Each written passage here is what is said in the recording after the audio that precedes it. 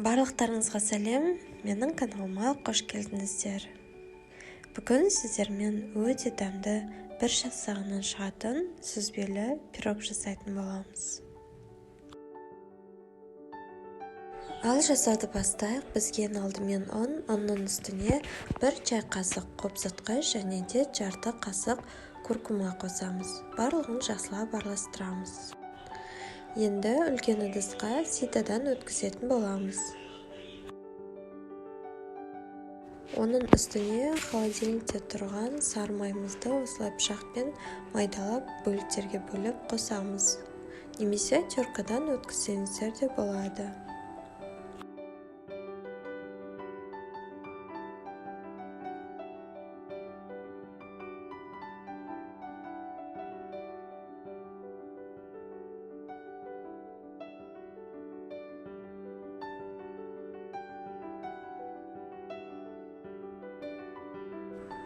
Барлығын қолымызбен екеуін араластыруымыз қажет.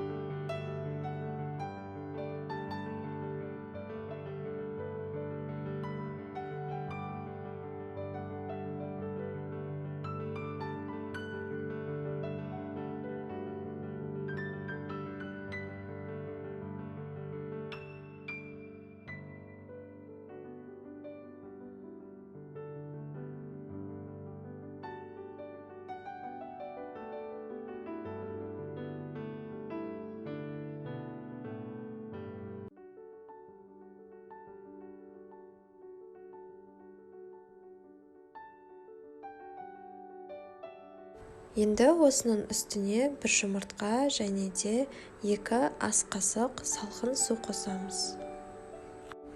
Қамырымызды жақсылап илейміз.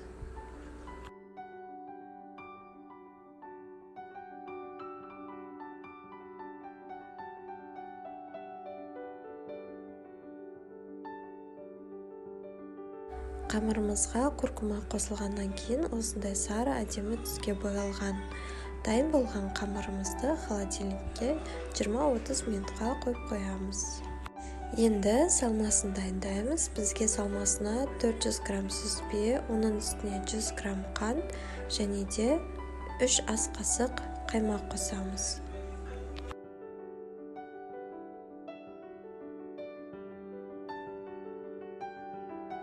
Оның үстіне 3 жұмыртқа қосамыз. Барлығын біркелкі етіп араластырып шығамыз.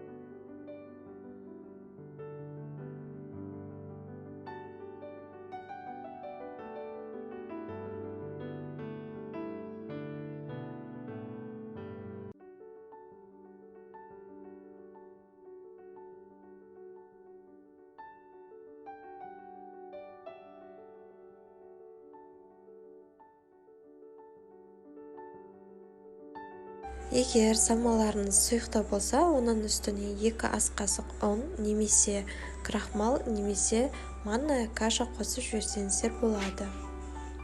Енді пирогымызды пісіретін форманы дайындаймыз. Форманың ішіне май жағамыз. Холодильникте тұрған қамырымызды шығарып, оны 2 бөлікке бөлеміз. Біріншісін кішірек қылып, екіншісін үлкенірек қылып. Үлкендеу қамырымызды осындай үлкен теркадан өткізіп шығамыз.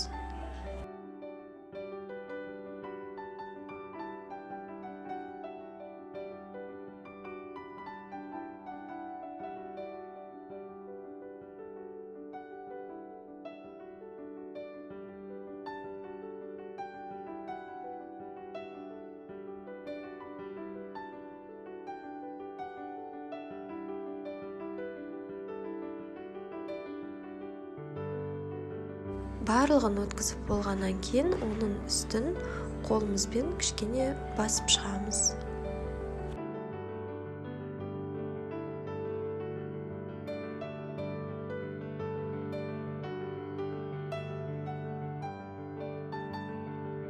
Енді осының үстіне жаңағы дайындаған салмамызды құямыз.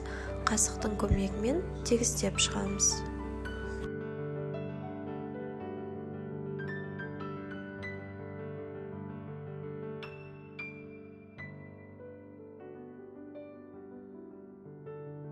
Осының үстіне мен малина вареньясын қосқан болатынмын.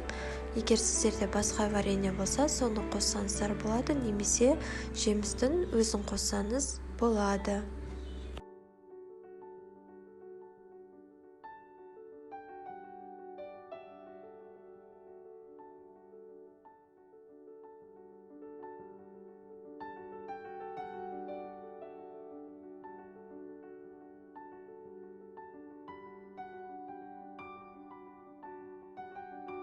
Енді оның үстіне екінші қамырымызды теркадан өткізіп шығамыз.